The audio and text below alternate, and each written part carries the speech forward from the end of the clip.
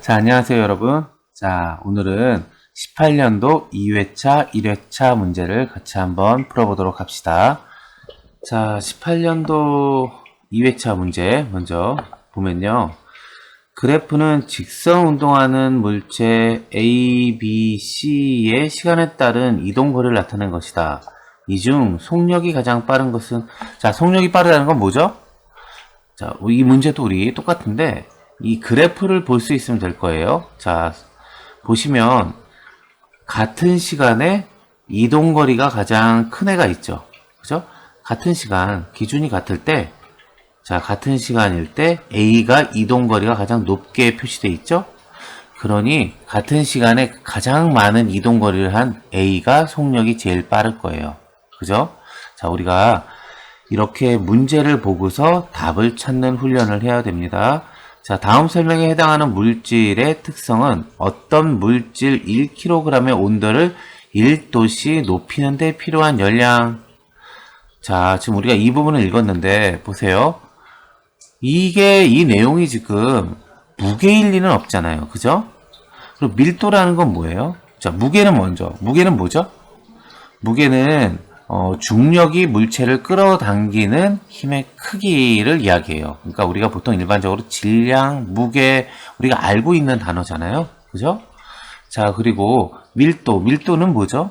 밀도는 부피분의 질량이에요.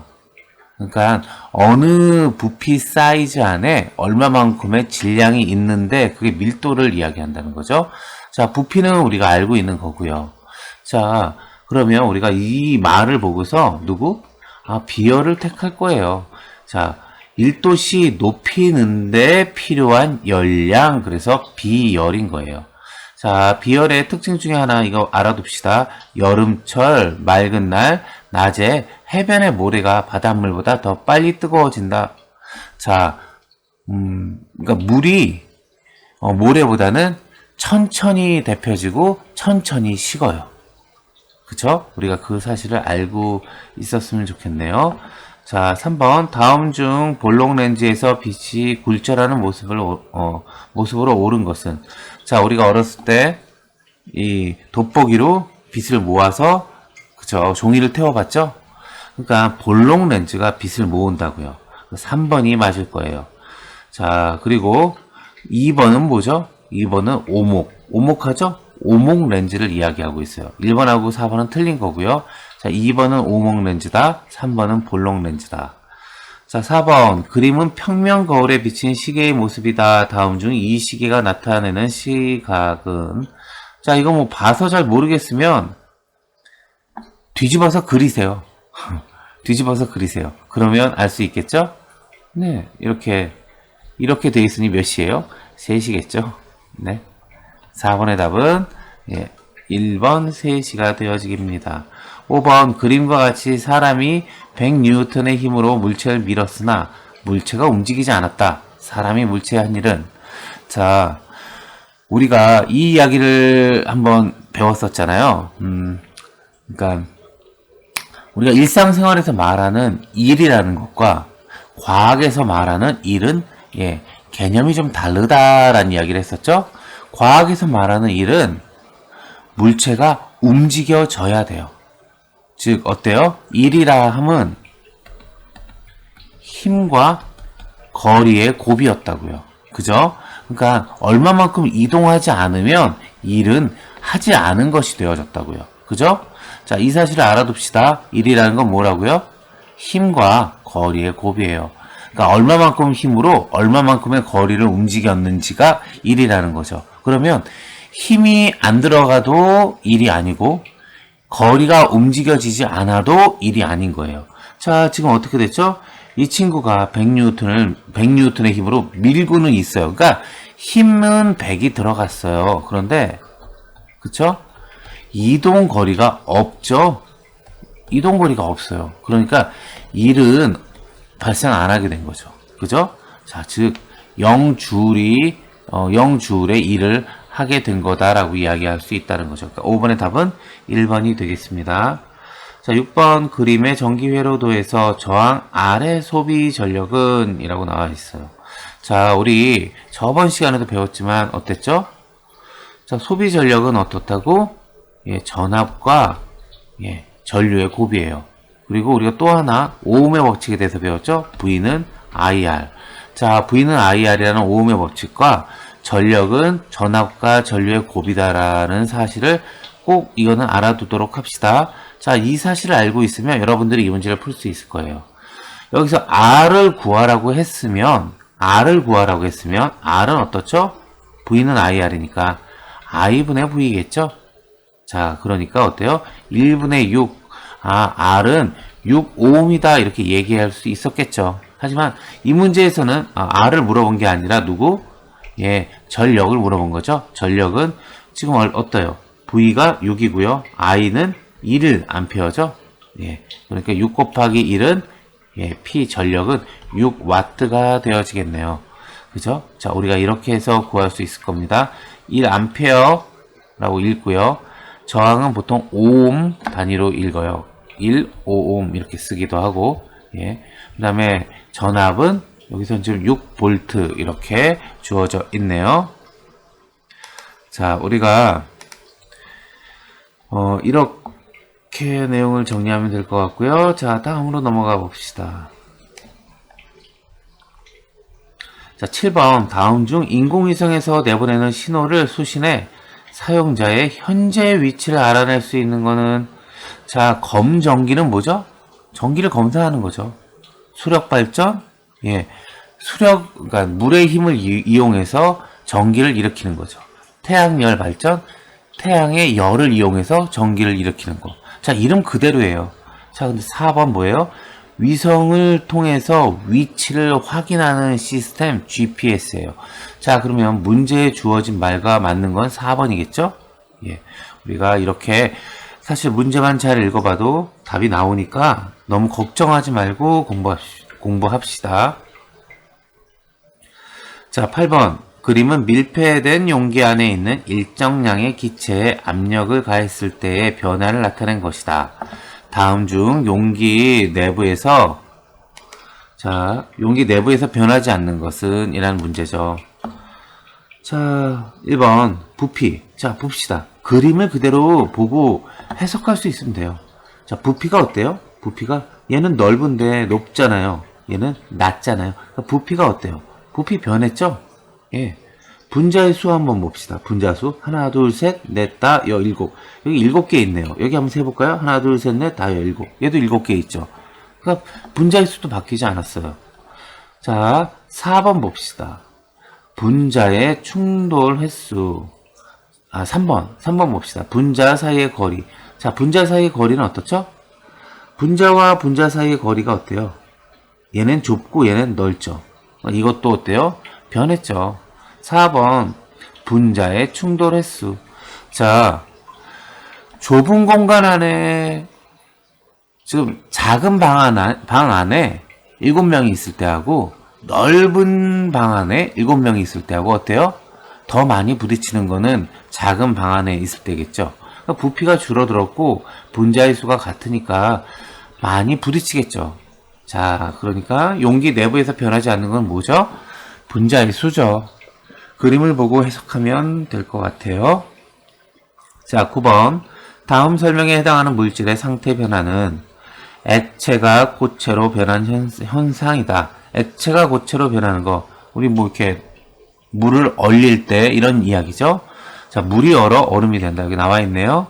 자, 우리 한번 이 이름들을 봅시다. 기화. 기화라는 말은 뭐죠? 기체가 된다. 기화예요. 자, 승화는 우리가 보통은 고체에서 액체에서 기체로 가잖아요. 그런데 하나를 좀 뛰어넘어요. 바로 고체에서 기체로 가는 혹은 기체에서 고체로 가는 하나를 뛰어넘어서 가요. 그럴 때 우리가 승화라고 한답니다. 자, 세 번째 액화. 자, 액화는 액체가 된다란 말이죠.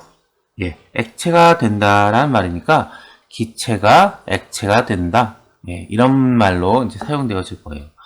자, 응고가 있죠. 응고가 뭐예요? 이게 고체가 되어지는 걸 이야기하죠. 액체가 고체로 변하는 현상은 4번을 고를 수 있을 거예요. 4번을 잘 몰라도 1, 2, 3번이 아니니 4번을 고를 수 있겠죠? 예. 자, 10번 그림과 같이 소금과 모래가 섞인 혼합물을 분리할 때 사용할 수 있는 실험 장치는 라고 나와 있네요. 그죠? 자, 이거는 지금 어때요? 소금과 모래가 섞여 있어요. 자, 우리가 이거를 걸러내려면 어떻게 해야 될까요? 예, 걸러내려면 거름 장치를 사용할 거예요. 자, 거름 장치라고 한다면, 이렇게 한번 생각해 보죠. 소금하고 모래를 내가 분리해내기 위해서 얘를 어떤 물에 넣는 거죠. 자, 물에 넣으면 어떻게 돼요? 모래는 안 녹고 소금은 물에 녹겠죠? 자, 그래서 이 혼합물을 거름 종이에다가 한번 넣는다면 어떻게 될까요? 그러면 거름 종이의 작은 구멍에 물에 녹은 소금은 다 이렇게 내려가고 그 다음에 그 위에는 모래만 남겠죠? 그래서 모래는 분리해내고요. 다음에 소금물, 밑에 남은 이제 소금물을 이렇게 가열시키면 물은 날아가고 그리고 소금만 남겠죠. 그러면 소금과 모래를 분리해낼 수 있을 거예요. 자, 그러니까 이때 사용되어진 건 뭐죠? 거름 장치가 사용되어지겠죠. 그죠? 자, 우리 전기분해 장치라고 한다면 전기분해 장치는 물을 전기분해 장치로 분해해요. 그런 장치를 이야기하고요. 그러면 플러스 전극과 마이너스 전극, 플러스와 마이너스 전극으로 전기를 가해주는 거예요, 물에. 그러면 보통 일반적으로 그러면 그 안에서 플러스 쪽에서는 산소가 모이고 마이너스 전극에는 수소가 모여요. 그러니까 물 같은 애를 전기분해 장치로 산소와 수소로 분리해낼 때 사용하는 장치겠죠. 자, 분별 증류 장치. 분별 증류 장치는 여러 가지 액체 혼합물을 끓는 점 차이에 의해서 분리할 때 사용하는 방법이에요. 자, 이름에도 나와 있죠? 증류해서, 그러니까 분별하기 위해 증류해서 사용하는 장치다. 이렇게 말이 되겠죠. 자, 다음 크로마토그래피 장치. 자, 크로마토그래피 장치는 혼합물을 용매에 녹였을 때 혼합물에 각 성분이 있어요. 그 성분 물질이 용매를 따라 이동하는 속도의 차이가 있다는 거예요. 그 차이를 이용해서 각 성분 물질을 분리한다는 거죠. 예를 들어서 보면, 좀 그림을 통해서 보면, 자, 이렇게요. 자, 혼합물의 성분들이 있어요. 각 성분은 용매에 의해 밀려 올라가는 속도가 좀 다르다는 거죠. 자, 그래서 얘네들이 어때요? 성분별로 갈라지기 시작해서 각 성분으로 이렇게 분리가 된다는 거예요. 즉, 크로마토그래피 장치는 혼합물을 용매에 녹였을 때 혼합물의 각 성분 물질이 용매를 따라 이동하는 속도의 차이를 이용하여 각 성분 물질을 분리하는 방법이다. 이렇게 알아두시면 될 것 같아요. 자, 우리 11번으로 갑시다. 11번 마그네슘 3g을 공기 중에서 연소시켰더니 산소하고 결합을 해서 산화 마그네슘 5g이 생성되었대요. 이때 결합한 산소의 질량 A는, 자, 이거 다른 거 다 몰라도 어때요? 좌변에 있는 물질의 그램수가 우변에 되어진 물질의 그램수와 같아야 되겠죠? 예, 외부에서 뭐가 더 들어오거나 나간 게 없어요. 더 들어온 게 있다면 여기 표시했겠죠. 그죠? 나간 게 있다면 나갔다라고 표시하겠죠. 그죠? 그런데 지금 이거대로라면 그게 지켜져야 돼요. 그러니 A는 어때요? 이게 5g이고 이게 3g이니까 2g이 되겠죠? 네, 우리가 이렇게 알 수 있을 거예요. 자, 그 다음 12번. 그래프는 일정량의 묽은 염산에 같은 농도의 수소나 나트륨 수용액을 계속 넣어주면서 혼합 용액의 온도를 측정하여 나타낸 것이다. A부터 D 중 중화점은 이라고 좀 되어져 있죠. 자, 중화점은 산과 염기의 중화 반응이 완결되는 지점을 말을 해요. 즉, 이 문제에서 말을 하고 있는 지금 묽은 염산이 산이 되어질 테고 그거와 묽은 염산의 같은 농도의 수산화나트륨 수용액, 이 수산화나트륨 수용액이 염기성이 되겠죠. 그래서 이 염산 산성과 염기성이 만나서 어때요? 중화 반응을 일으킨다는 거죠. 중화 반응을 일으키면서 열을 발생시킨다는 거예요. 자, 근데 우리 그래프를 봅시다. 수산화나트륨 수용액의 부피를 자꾸 늘려가면 늘려갈수록 온도는 점점 더 올라가요. 자, 예를 들어 묽은 염산이 3인데 3하고 수소나트륨은 10까지 반응한다라고 우리 가정 한번 해봅시다. 그런데 처음에 묽은 염산이 3이 있는데 여기다가 수소나트륨이 4가 들어와요. 그게 A 지점이 될 테고요. 그 다음에 한 6이 들어와요. 그랬더니 B 지점이 되고 그 다음에 10이 들어오니까 C 지점이 됐다는 거예요. 다음에 11이 들어와도 어때요? 3하고 더 이상 반응한 여기 나머지 1은 어때요? 반응 안 하겠죠. 반응 안 하고 남겠죠? 그러니까 열을 발생 안 시킬 거라고요. 그러니까 C에서 D로 가서 온도가 떨어진 거는 자연적으로 시간이 지나서 주변의 온도를 뺏겨서 떨어진 거라고 설명하면 될 것 같아요. 자, 그러니 어때요? 우리가 자 정상적으로 3하고 10 정도의 수산화나트륨이 반응을 하는데 수산화나트륨을 자꾸 더 넣어주니까 어느 시점에 대해서 최대로 온도가 확 중화열이 발생했다가 그러다가 이제 그 반응을 넘었으니까 그 양을 반응할 물질이 넘었으니까 그 다음에는 더 이상 반응하지 않고 주변에 열은 뺏기니까 C에서 D로는 온도가 떨어졌다. 자, 그래서 우리가 지금 이 곡선을 설명할 수 있을 거예요. 자, 이렇게 설명한다면 12번의 답은 3번이 되어지겠죠?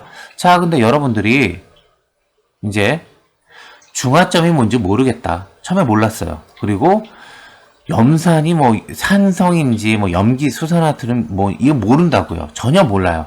모르는 상황에서 12번 문제를 딱 대했다고 생각해 보죠. 자, 그러면 여러분들이 이렇게 풀 거예요. 이 그래프를 보겠죠. 이 그래프를 보고서 자, 그래프를 보니까 수산화트륨 수용의 부피가 자꾸 커지네. 이 X값이 계속 커질 때 온도가 따라서 커지네. 그러다가 어느 시점이 되니까 수산화트륨을 더 넣었는데도 온도는 차라리 떨어지네. 자, 이러니까 우리가 어때요? 피크점이 있죠? 온도가 가장 높아지는. 자, 이런 포인트가 우리가 물어보는 포인트가 되어질 거예요. 자, 중화점이라는 게 지금 뭐죠? 아, 그러니까 내가 중화점이 뭔지도 잘 모르겠는데 염산과 수산화나트륨이 어찌됐든 두 개가 만나가지고 중화가 되는 모양이구나 라고 생각하겠죠. 그리고 열이 났던 모양이다. 근데 그 열이 다시 식네. 그러니까 제일 피크점 찍은 데가 아마 이 중화점인가 보다 라고 해서 문제를 풀고 생각할 수 있을 거예요. 자, 그러니까 우리가 기본적인 몇 가지 지식이 좀 없더라도 문제를 잘만 읽고 조금만 생각을 한다면 우리가 답을 좀 찾을 수도 있을 거예요. 물론 이거는 여러분들한테 모르는 상황에서 답을 찾을 수 있는 방법에 대한 이야기였던 거고, 여하튼 우리가 이번 부분 공부를 하면서는 이거는 알아둡시다. 중화점을 우리가 이렇게 해서 이야기할 수 있었구나 라는 사실을 알고 넘어갑시다. 자, 우리 다음 13번. 자, 다음 중 중성인 원자가 한 개의 전자를 얻어 형성된 음이온은, 자, 일단 음이온이라고 했어요. 그러니까 이렇게 플러스가 되어진 이 1번과 2번은 일단 아니겠죠? 예, 철, 그리고 여기 황, 이거 이렇게 되어져 있네요. 자, 그런데 뭐라고 그랬어요? 전자 한 개를 얻었다 그랬죠. 자, 그런데 3번하고 4번 보세요. 얘는 어때요? 이 마이너스 표시돼 있잖아요. 그러니까 전자 두 개겠죠. 예? 그러니까 전자 한 개인 거는 우리가 3번을 고를 수 있을 거예요. 자, 전자 한 개를 얻는다면 우리 여기 마이너스 하나만 써주는 겁니다. 두 개일 경우에 2 마이너스 보통 이렇게 써주고요. 자, 14번. 그림은 입의 단면 구조를 나타낸 것이다. A부터 D 중 물과 양분이 이동하는 통로는 이라고 그랬죠?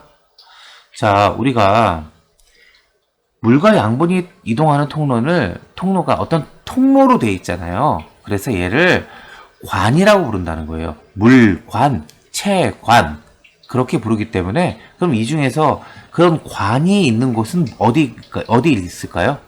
관 다발에 있겠죠. 그죠? 예, 그러니까 14번의 답은 우리가 3번이 될 거예요. 자, 표피에 이런 물과 양분이 이동하는 통로가 있는 게 아니고 울타리 조직도 아닐 테고요. 해면 조직도 아니고 자, 관 다발에 있는 겁니다. 자, 그래서 우리가 요 관 다발에서 물과 양분이 이동하는 통로, 물관과 채관이 있다라는 사실을 알고요. 자, 15번 그림은 낮과 밤에 식물에서 일어나는 작용과 기체의 출입을 나타낸 것이다. 다음 중 A에 해당하는 것은 자 보시면 이산화탄소가 있어요. 얘가 광합성을 통해서 산소가 됐죠? 근데 낮에도 산소를 나무가 받아들여요. 그리고 이산화탄소를 내보내요. 자, 밤에도 산소를 받아들이고 이산화탄소를 내보내는 거죠. 그죠? 밤이고 낮이고 계속 해야 되는 거예요. 그러면서 산소를 받아들이고 이산화탄소를 내보내는 거 뭘까요? 이게 호흡이죠. 이게 호흡이겠죠? 이게 호흡이에요. 그러니까 나무도 사람하고 동물하고 똑같이 산소를 받아들이고 이산화탄소를 내뿜는 호흡 활동을 해요. 그런데 낮에는 태양빛을 통한 광합성을 더 많이 하기 때문에 나무 옆에 가면은 산소가 풍부한 거일 뿐이에요. 자, 그러니 어때요? 어두컴컴한 방 안에 예? 햇빛이 없어요. 어두컴컴한 방 안에 나하고 나무하고만 있어요. 그러면 이 나무가 내가 마셔야 될 산소를 뺏고 있겠죠? 예. 산소도 똑같이 숨을 쉴 거예요. 자, 이 부분을 우리가 보면서 면역을 선택한다거나 여과를 선택하거나 응결을 선택하진 않을 거라고요. 그죠? 이 문제를 조금만 생각해 보더라도 우리가 호흡을 아마 선택할 수 있을 겁니다. 자, 16번 남성 호르몬을 분비하고 생식세포 분열에 의해 정자가 생성되는 기관은 자, 보통 우리가 이름을 정할 때 어떻다고 그랬죠? 예. 그 단어나 그 뜻이 표현되어지도록 우리가 이름들을 보통 정해요. 그래야지 우리가 그걸 이해하기 쉬우니까. 자, 정자가 생성되는 기관은 정소겠죠. 네. 이자, 갑상샘, 뇌하수체 아닐 거예요. 그죠? 자, 17번 그림은 사람의 중추신경계 일부를 나타낸 것이다. A부터 D 중 척추 속으로 뻗어 있다. 자, 이거 뇌예요. 이거 척수고요. 이 중에서 척추는 우리 등뼈 있는 여기 척추잖아요. 척추 속으로 뻗어 있는 게 이 뇌겠어요? 좀 뻗쳐 있는 거겠죠? 그러니까 우리가 척수를 고를 수 있을 거예요. 그죠? 자, 그리고 척수는 이거 하나 또 알아둬야겠죠? 무릎 반사 운동의 중추 역할을 할 거예요. 그죠? 자, 18번 다음 중 염색체가 사라지고 핵막이 나타나 두 개의 핵이 생기는 동물의 체세포 분열 말기의 모습. 자, 우리가 문제를 읽어봐요. 염색체가 사라지고 핵막이 나타나서 두 개의 핵으로 완전히 좀 분열되어져서 거의 최종적으로 완전 분열되기 바로 직전 모습. 그러면 우리가 1, 2, 3번 고르겠어요? 아니죠. 4번 고르겠죠. 그죠? 자, 이렇게 문제만 봐도 우리가 잘만 봐도 답을 고를 수 있을 겁니다. 자, 19번 순종의 빨간색 분꽃과 흰색 분꽃을 교배하였더니 잡종 일대에서 모두 중간 형질인 분홍색 분꽃이 나왔다. 어때요? 중간 형질인 분홍색 분꽃이 나왔다. 그럼 누구 고르겠어요? 중간 유전 고르겠죠? 항상 이 문제 안에 답이 있어요, 거의. 네, 다음 중 이와 같은 유전 현상은 중간 유전이라고 이야기하면 될 것 같습니다. 자, 20번. 다음 설명에 해당하는 광물은 자석의 성질을 가지고 있다. 그죠? 겉보기색과 조훈색 모두 검은색이다. 자, 자석의 성질을 가지고 있는 거라면 우리가 석영, 장석, 황동석, 자철석 다 잘 모르겠는데 자석의 성질을 가지고 있다 그러면 그 이름을 보면 누굴 또 고를까요? 자철석 고르겠죠? 자, 우리가 그 이름을 그 특징이 표현되어지도록 항상 이름을 정해져 있어요. 그러니까 10중 8구 이름을 보고 맞춰도 충분히 맞출 수 있어요. 자, 그림은 암석의 순환 과정 일부이다. A에 해당하는 암석은 자, 마그마가 식어서 굳었네요. 자, 마그마가 식어서 굳는 게 뭐죠? 이게 화성암이에요. 자, 우리 좀 간단하게 본다면 사암은 모래가 되어진 거라고 생각하시면 될 것 같고요. 여감은 자갈이라고 생각하시면 되고요.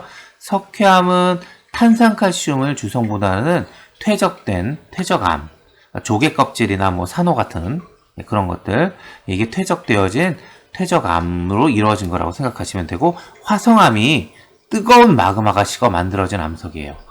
혹시라도 이거 잘 모르셨었더라도 화산 폭발, 마그마, 화성암 아마 연관지어서 생각할 수도 있으실 것 같긴 한데 이건 농담이고요. 자, 22번. 다음 설명에 해당하는 전선은 자, 따뜻한 공기가 찬 공기를 타고 올라갈 때 만들어진다. 자, 지금 어때요? 찬 공기가 있어요. 근데 따뜻한 공기가 와서 타고 올라가요. 이게 온난 전선이에요. 자, 우리 저번 시간에도 한랭 전선에 대해서 들었잖아요. 한랭 전선은 어떤 거였죠? 네, 한랭 전선은 더운 공기가 있는데 찬 공기가 더운 공기 밑으로 파고들어요. 그러니까 누가 주체냐에 따라서 좀 다르죠, 얘기가. 자, 차가운 공기 때문에 되어진 게 한랭 전선이었고요. 지금 찬 공기를 따뜻한 공기가 타고 올라가는 게 온난 전선이에요. 자, 그러니까 우리가 항상 그 문제에서 설명하는 그림이나 설명하는 내용을 보고서 온난 전선과 한랭 전선을 구분 지을 수 있으면 되겠죠? 예. 자, 내용을 읽어봅시다. 따뜻한 공기가 찬 공기를 타고 올라갈 때 만들어진다. 이 전선이 지나가면 기온이 상승한다. 우리가 여기 서 있다고요. 여기 서 있으면 현재 비 맞고 있죠? 그리고 공기는 차요. 그런데 지금 이 모든 공기 기체가 좌측에서 우측으로 싹 지나가 흘러갈 거예요. 그러면 어때요? 따뜻한 공기가 그 다음번에 비구름은 지나가고 내 머리 위에 있겠죠? 자, 그래서 공기는 따뜻해질 거예요.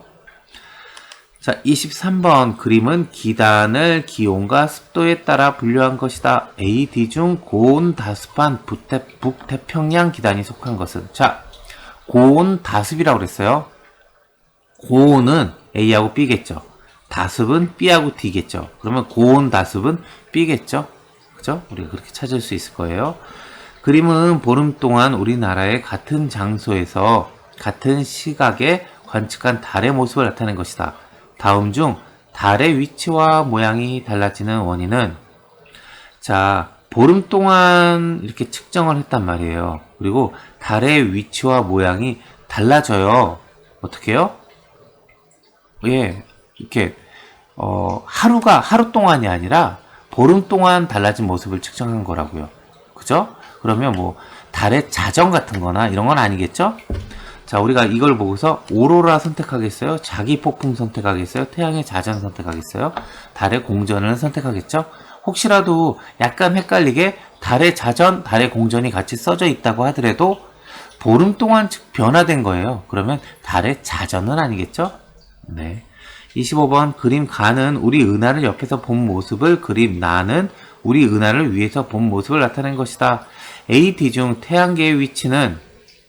자, 태양계의 위치는 우리 알아둡시다. 태양계의 위치는 한 3분의 2 지점, 중심으로부터 한 3분의 2 정도 떨어져 있는 지점에 위치하고 있어요. A는 우리 은하 바깥을 얘기하고 있는 그림이죠. B는 최끝단이에요. 가장 끝. 여긴 아니고 한 3분의 2 지점, 한 C 정도 위치되어 있어요. 혹시라도 말이에요. 여러분들이 이 사실을 모르고 있어요. 그래도 어떡하겠어요? 위에 있는 그림을 보니까 중심이 있고요. 태양계가 3분의 2 지점 정도로 되어져 있네요. 그죠? 위과 아래로 쭉 내려보니까 어디하고 매칭돼요? C하고 매칭되죠? 그러니까 우리가 상식이 없더라도 그림만 잘 보고 분석하고 생각해도 답은 고를 수 있을 거예요. 자, 우리 다음. 자, 이번에는 1회차로 한번 가보도록 합시다. 그래프는 운동하는 물체의 시간에 따른 이동 거리를 나타낸 것이다. 이 물체가 0초에서 3초 동안 이동한 거리. 자, 0초일 때 그래프 보고 읽는 거예요, 그냥. 0초일 때 이동한 거리는 0이죠. 3초일 때 이동 거리라고 해서 표시된 건 6이죠. 그럼 0에서 3초 동안 이동한 거리는 6m겠죠. 그림 그대로 읽었어요. 1번의 답은 3번. 다음 설명에 해당하는 열의 이동 방법은 액체나 기체 상태의 물질이 직접 이동하면서 열을 전달해요. 그리고 비커에 든 물을 가열하면 따뜻해진 물은 위로 올라가고요. 위에 있던 찬물은 아래로 내려와요. 자, 이게 뭐죠? 이게 대류죠. 대류는 온도를 가지고 있는 물질 자체가 직접 이동하는 거예요. 그게 대류예요. 자, 복사는 어떻죠? 예, 물질이 없는 곳에서도 그 빛 에너지가 전파돼서 오는 거죠. 즉, 태양의 복사 에너지, 우리 이렇게 얘기하잖아요. 어디? 진공. 우주는 진공 상태인데 물질이 없다고요? 그런데 지구까지 그 에너지가 와요. 그걸 복사 에너지 이렇게 얘기했죠. 비열은 어때요? 우리 앞에서도 계속 나왔지만 어떤 물체가 열을 받아들이는 능력의 차이를 이야기해요. 그래서 어떤 물체는 열을 빨리 받아들일 수 있고 빨리 내보낼 수 있고, 그리고 어떤 물질은 조금 천천히 받아들이고 천천히 내보내주고, 그런 것들을 이야기했죠. 우리가 그래서 육지와 바다를 이야기할 때 비열을 계속 얘기했어요. 자, 삼투는 우리가 뒷부분에 좀 나올 텐데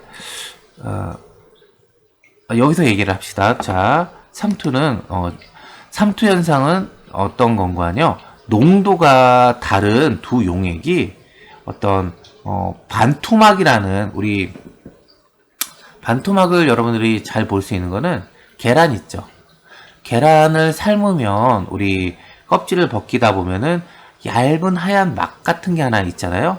그죠? 삶은 계란 우리가 먹을 거 바로 그 위를 얇은 막이 하나 덮고 있죠. 얘가 반토막 같은 역할을 해요. 얘는 어떤 성질이 있는 거 아니요? 용매는 통과를 시켜요. 그리고 용매는 통과시키지만 크기가 큰 용질은 통과시키지 않는 그런 막이에요. 아주 얇은 구멍들이 있는 거죠. 자, 그런 막이 있을 때 우리가 이거를 좀 보면서 한번 얘기를 해봅시다. 자, 우리가 이렇게 해놓은 거예요.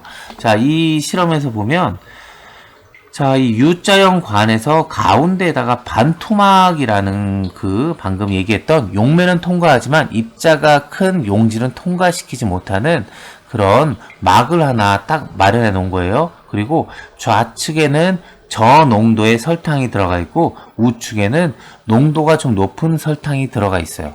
자, 그러면 좌측과 우측이 어때요? 높이는 지금 현재 같게 돼 있는데, 그런데 농도가 다르죠? 자, 이 농도가 다른 상태를 우리가 살고 있는 이 세상 속에서는 용납이 안 되는 거예요. 농도가 다른 것이 다르면 안 되는 거예요. 그러면 어때요? 농도가 보통은 일반적으로 우리 어때요? 농도가 이렇게 낮은 저농도의 설탕에다가 고농도의 설탕물을 만약에 섞는다면 두 개가 이게 반토막이 없어요. 그러면 어때요?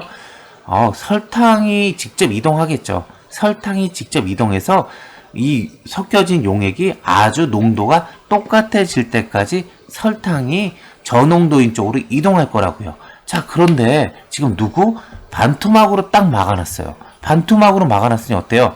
고농도 쪽에 있는 설탕이 저농도 쪽으로 넘어가려고 하는데 반토막의 구멍을 통과할 수가 없어요. 그러니 좌측에 있는 이 저농도의 설탕과 우측에 있는 고농도의 설탕이 농도가 다른 채로 있어야만 돼요. 자, 이게 용납이 안 되니까 어떤 일이 발생하는 거 아니? 좌측에 있는 용매에 물은 요 반토막을 통과할 수 있다고 그랬잖아요. 물이 우측으로 넘어가 버리는 거예요. 자, 그러면 어때요? 좌측에는 용매인 물이 사라졌죠. 그런데 설탕은 그대로예요. 그러니까 좌측은 어때요? 농도가 올라가요. 자, 우측은 어때요? 설탕은 그대로인데 좌측에서 물이 넘어왔으니 물이 섞여진 거잖아요. 그러니까 고농도였던 게 농도가 낮아져요. 자, 그러니 어때요? 좌측과 우측이 농도가 같아질 때까지 좌측에 있는 물이 계속해서 우측으로 넘어 들어가요. 자, 그러니 최종적으로 어떤 그림이 됐어요? 높이 차이가 생겨버렸어요. 좌측에 어때요?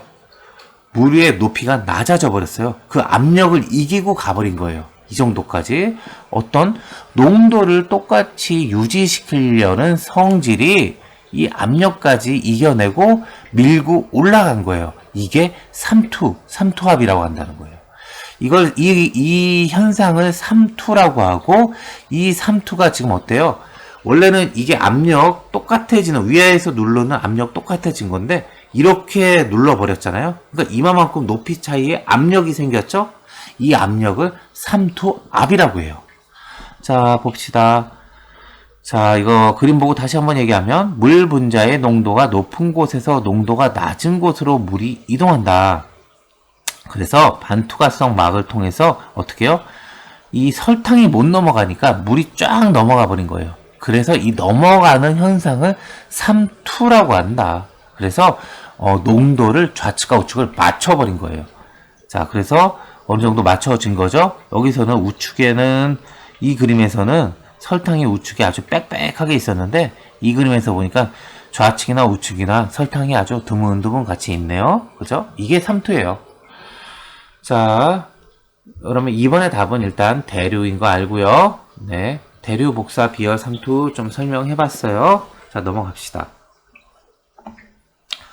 자, 3번. 다음 설명에 해당하는 빛의 성질은 물에 잠긴 유리 막대가 공기와 물의 경계면에서 이렇게 꺾여져 보여요. 자, 그럼 이게 분해일까요? 합성일까요? 혼합일까요? 꺾였잖아요. 굴절이겠죠. 빛의 굴절 현상이에요. 아셨죠? 그럼 넘어갑시다. 4번. 그림은 어떤 파동의 순간적인 모습을 나타낸 것이다. A에 해당하는 것은, 자, A는 이 마루, 처음 0부터 최고점까지 올라갔을 때 요 높이를 얘기하네요. 그리고 여기 뭐라고 써졌죠? 마루라고 하고 이 고리라고 한대요. 자, 이건 알아둡시다. 높은 부분을 마루라고 하고 제일 낮은 부분을 고리라고 불러요. 그래서 이거는 용어니까 우리 같이 알아두도록 하고요. 자, 이거 지금, 자, 이게 매질이라는 말은 어떤 파동을 흘러보내주는 어떤 물질을 말을 하는 거고요. 주기는 같은 파의 그림이 나타나는 그 간격을 이야기해요. 그러면 어떻게 되겠어요? 여기부터 여기까지 한 파 모양을 나타내고 다시 반복되어지죠? 아, 그러면 이마만큼을 나타내겠죠. 그러면 우리가 일정한 시간 동안에 얼마만큼 같은 모양이 나타나는지를 이야기할 거예요. 우리가 이렇게 얘기하는 것을 주기하고, 그리고 같은 시간 안에 몇 번의 진동이 나타나는지를 얘기하는 걸 진동수라고 하고, 우리가 이렇게 이야기를 한답니다. 자, 그럼 진폭이 뭐냐? 진폭이 바로 여기서부터 높이 올라가는 이 양을 이야기해요.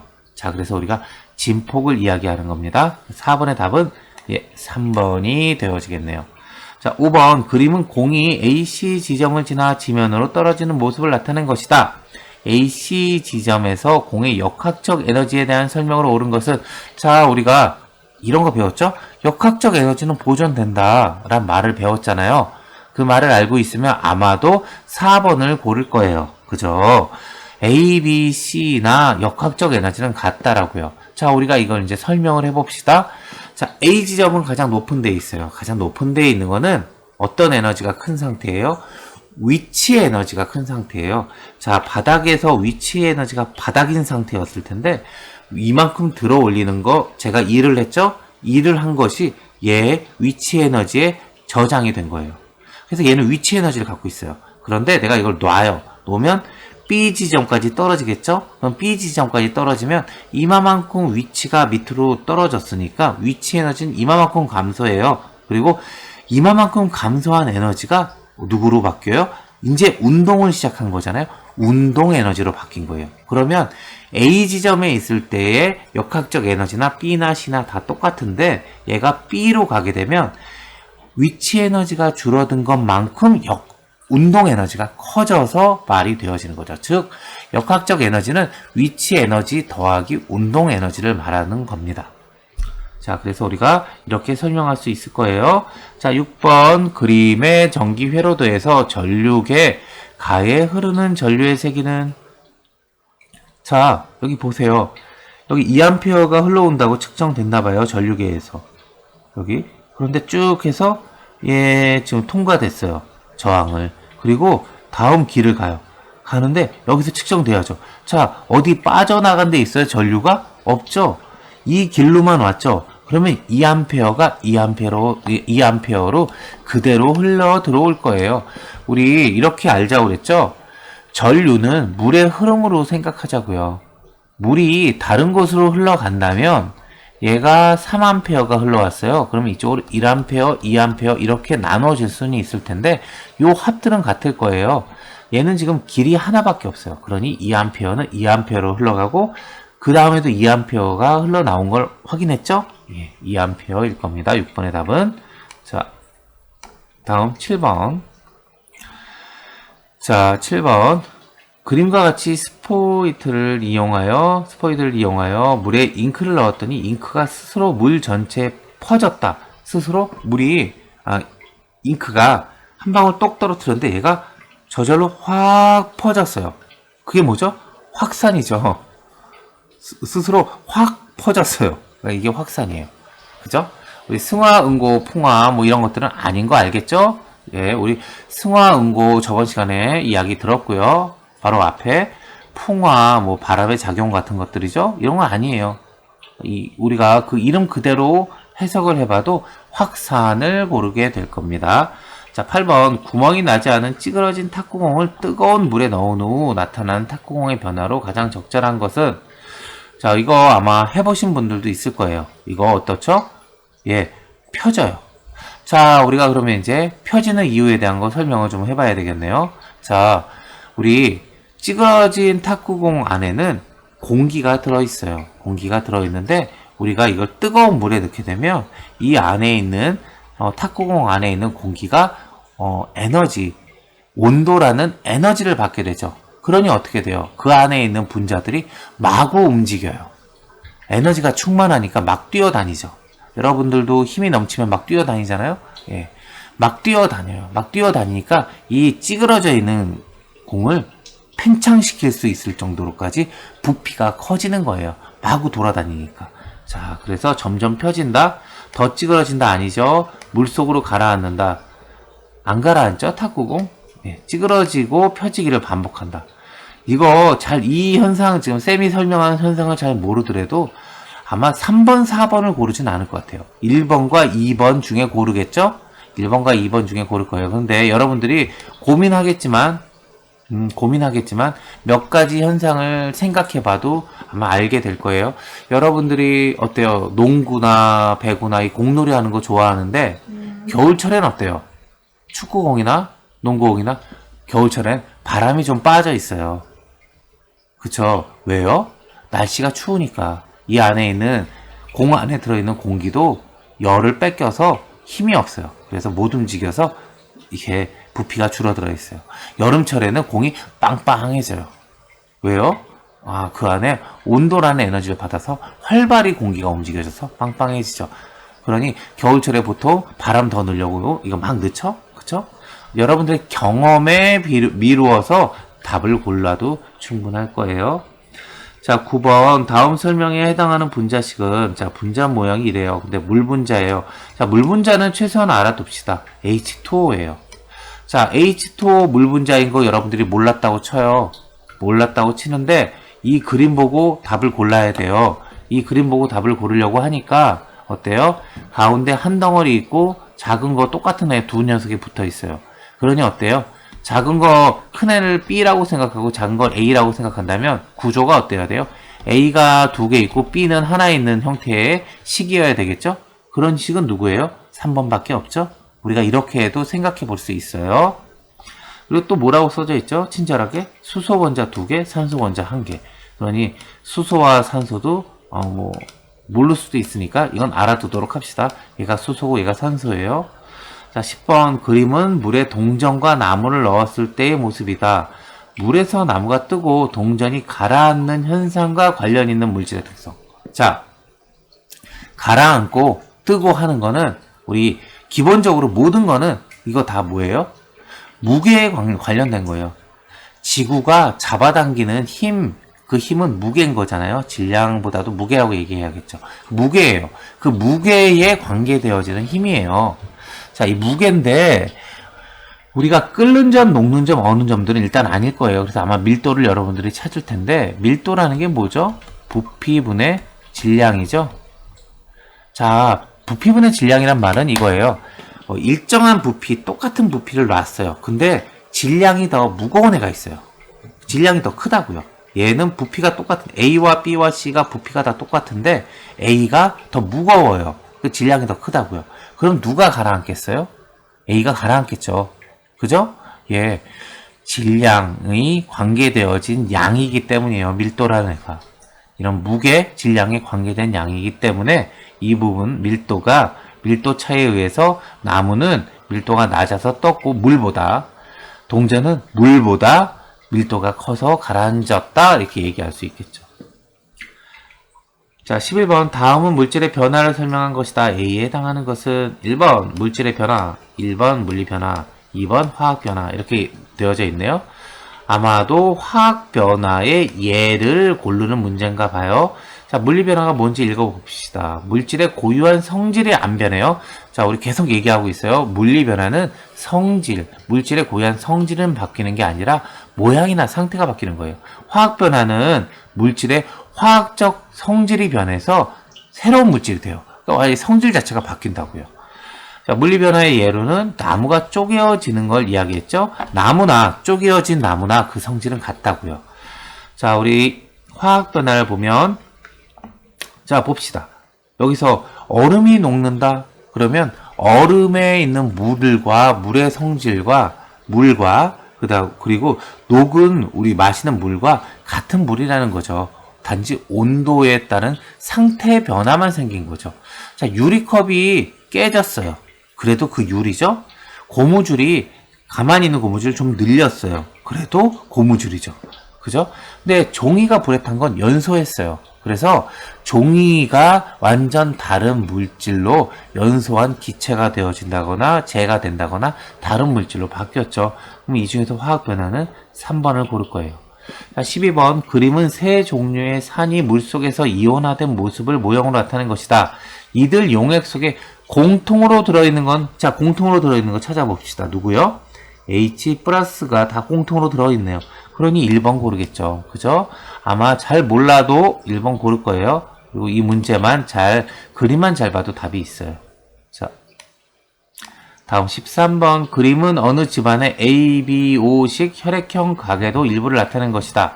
가의 혈액형으로 가능한 ABO식 혈액형 종류의 수는 자, 봅시다. 이거 AB형이라면 누구로 쪼개지죠? A와 B로 쪼개지겠죠. AB는. 그리고 O형은 5밖에 없다고요. 그러면 우리가 어때요? 얘하고 만나면 AO 나올 테고요. 얘하고 만나면 BO 나오겠죠. 다른 방법 있어요? 다르게 생각할 수 있는 방법 있어요? 없죠? 두 가지밖에 없어요. 자, 14번 그림은 어떤 식물 세포의 구조를 나타낸 것이다. A부터 D 중 동물 세포에는 없고 식물 세포에만 있는 세포 소기관. 그건 엽록체죠. 엽록체가 광합성 할 때 사용되어지는 거죠. 동물이 광합성 하진 않잖아요. 그러니까 엽록체와 세포벽이라고 있어요. 세포벽은 식물에게만 있다는 사실은 알아두고 갑시다. 15번 그림은 사람의 소화기관을 나타낸 것이다. 입으로 들어간 음식이 지나가는 경로로 옳은 것은 자, 이것도 역시 그림만 제대로 보고 생각만 해주면 돼요. 입으로 들어왔어요. 그럼 어디를 지나갈까요? 식도 지나가죠. 그 다음에 어디를 지나갈까요? 위 지나가죠. 그 다음에 어디 지나가요? 네, 우리 이거 지금 보면요 그대로예요. 위 지나갔죠? 다음 어디? 여기 화살표 있는데 봐요. 이게 소장이잖아요. 소장 지나가죠? 그 다음 누구? 대장 지나가죠? 네, 그래서 나온단 말이에요. 자, 그러니까 어때요? 우리가 15번의 답은 1번을 바로 선택할 수 있을 거예요. 그림만 잘 보면 보일 거예요. 네. 16번 다음은 줄기의 기능을 알아보는 실험이다. AV의 명칭은 자, 붉은 잉크를 탄 물에 복숭아 줄기를 하루 동안 담가 뒀더니 줄기 단면에 AV가 붉게 물들었어요. 자, 붉은 잉크를 어디다 넣었다고요? 물한테 넣었어요. 그런데 이 관이 물들었어요. 그럼 저 관 이름이 뭘까요? 물관이겠죠. 그죠? 물관이겠죠? 우리가 영양분이 돌아다니는 체관 아닌 거죠. 그죠? 표피 아니고요. 생장점 아닐 거라고요. 그죠? 물관일 거예요. 자, 17번. 그림은 사람의 귀 구조를 나타낸 것이다. A부터 D 중 몸의 회전을 감지하는 곳은 우리 반고리관입니다. 이거는 우리 알아둡시다. 반고리관이 그런 역할을 해요. 그걸 혹시 잘 모르더라도 귓속뼈, 아마 고막을 고르진 않을 거예요. 여러분들이 고막이 뭐 어떤 기능을 하는지는 알고 있으니까. 귀 인두관 고를 것 같진 않고 아마 귓속뼈나 반고리관에서 헷갈려 하지 않으실까 싶은데, 자, 이번에 잘 알아둡시다. 이거 반고리관이에요. 예, 사람의 회전을 감지하는, 예, 움직임의 회전을 감지하는 곳이에요. 네. 19번. 다음 설명에 해당하는 생식 방법. 자, 어떻게 하나 봅시다. 히드라는 몸의 일부가 싹처럼 돌출되고 이것이 몸에서 분리되어 새로운 개체로 되어진다. 자, 이렇게 써져 있죠. 자, 우리 여기 분열법이라는 거는 무성생식 중 하나예요. 그래서 모세포가 분열해서 딸세포를 만들면 그 딸세포 하나하나가 새로운 개체가 되는 생식 기법이에요. 자, 이게 분열법이고요. 출합법이라는 거는 이것도 무성생식 중에 한 가지인데 생물체 혹은 또는 세포의 일부가 작은 그래서 출합법 이렇게 얘기하는 것 같아요. 작은 혹 모양의 싹으로 생겨서 이것이 차차 자라면서 모체에서 딱 떨어져 나가서 새로운 개체를 이루는 생식법. 자, 그러면 우리가 19번의 답은 2번인 줄 알겠죠? 예, 지금 그림을 보니까 그런 그림이잖아요. 그죠? 자, 그 다음에 나온 게 유성생식. 자, 유성생식은, 예, 그러니까 수컷과 암컷이 있어요. 암수가 있어요. 그래서 성이 분화되어진 양성의 개체에서 생긴 배우자의 수정으로 이루어진 생식을 말을 하고요. 그리고 포자생식. 자, 포자생식은 우리 아는 거예요. 식물의 포자에 의해서 이렇게 생기는 그런 생식들 이야기를 합니다. 자, 그러니까 이번에 19번의 답은 출합법, 그리고 방금 설명한 내용도 알아두도록 합시다. 자, 20번. 그림은 퇴적물이 쌓여서 어떤 암석이 만들어지는 과정이다. 이에 해당하는 암석은, 자, 퇴적물이 쌓여서 다져지고 굳어져서 암석이 된다. 퇴적물이 암석이 됐다. 그럼 뭐겠어요? 퇴적암이겠죠. 그죠? 변성암이라고 한다면 우리 암석이 높은 열과 압력으로 변한 암석, 그걸 변성암이라고 합니다. 알았죠? 예, 변성암, 성질이 변한 암. 예, 아마 그런 뜻일 것 같아요. 퇴적암은 방금 얘기했고요. 퇴적물이 단단하게 쌓여서 만들어진 거. 현무암은, 자, 현무암은 미세한 그 입자의 화산암으로 만들어졌다고 합니다. 자, 그리고 화강암은, 예, 석영과 장석을 주성분으로 하는, 예, 암석이라고 하고요. 자, 21번. 염분이 32%인 바닷물 2kg 속에 들어있는 전체 염류의 양은, 자, 이거 염분이 32래요. 자, 바닷물이 2kg 속에 들어있는 전체 염류의 양을 알고 싶어요. 자, 이거 우리 어떻게 할까요? 어떻게 할까요? 자, 우리 한번 계산 한번 해볼까요? 사실은 계산 안 해봐도 아마도 여러분들이 2 곱하기 32에서 64, 21번에 3번 골라낼 수 있을 거예요. 물론 계산해보면 우리 이렇게 하겠죠. 전체 바닷물 양, 그죠? 얼마요? 2kg, 2000g인데 이게 염류의 양이 뭔지 모르겠어요. X가 있어요. 이거 곱하기 얼마? 100을 하면 누가 돼요? 예, 농도가 되어질 거예요. 그렇죠? 퍼센트 농도가 되어질 거예요. 그런데 얘는 지금 어때요? 예, 얘는 이게 지금 여기 지금 이렇게 돼 있죠? 퍼센트가 아니라 퍼센트 하고 0 하나 더 들어가 있죠. 이러면 예, 1000을 뜻해요. 우리가 그래서 이거를 나눠주고 얘 값이 얼마죠? 32예요. 그러니 X는 64g 이렇게 되어지게 구해질 수 있을 겁니다. 자, 22번. 다음 설명에 해당하는 것은 지구의 평균 기온이 점점 높아지는 현상이다. 자, 그러면 이것만 읽더라도 우리 지구 온난화 골라낼 수 있겠죠? 이 문제는. 자, 근데 이 사실도 같이 알아둡시다. 이 현상의 주된 원인은 대기 중 온실기체 양의 증가이다. 수증기, 이산화탄소 이런 애들 말이죠. 자, 23번 그래프는 기온에 따른 포화 수증기량을 나타낸 것이다. A부터 D 중 불포화 상태에 해당하는 것은 자, 이게 포화 지금 수증기량 곡선을 얘기해요. 그러면 포화 수증기량 곡선 요 점선 있죠? 요 곡선이 포화 수증기 상태인 거예요. 포화 상태인 거예요. 자, 포화 상태라면 우리 한번 봅시다. 포화 상태인 거보다 어때요? 온도가 여기 포화 상태인 거보다 수증기량이 더 낮아요. 그러니 얘가 어때요? 불포화 상태인 거죠. 그죠? 우리가 이렇게 생각한다면 이걸 우리가 배운 거가 잘 기억이 안 나도 이 그래프를 보면서 생각해서 답을 B를 고를 수 있을 거예요. 다시 한번 얘기해 볼게요. B가 분명히 이 실선이 지금 이게 포화 수증기량 곡선이라면 이게 포화된 상태를 얘기할 텐데 포화된 B보다 D는 어때요? 아, 수증기량이 작네. 그러니까 포화가 안 됐네. D는 불포화 상태겠네. 이렇게 해서 D를 고를 수 있을 거라는 거예요. 자, A는 봅시다. A는 어때요? C에 비해서 포화된 C에 비해서 수증기가 더 많아요. 그러니까 이건 뭐예요? 과포화된 상태겠죠. 이미 포화를 지나간 과포화 상태예요. 그러니까 여기 지나간 요만큼의 양은 이미 포화를 넘어갔으니 어떻게 되겠어요?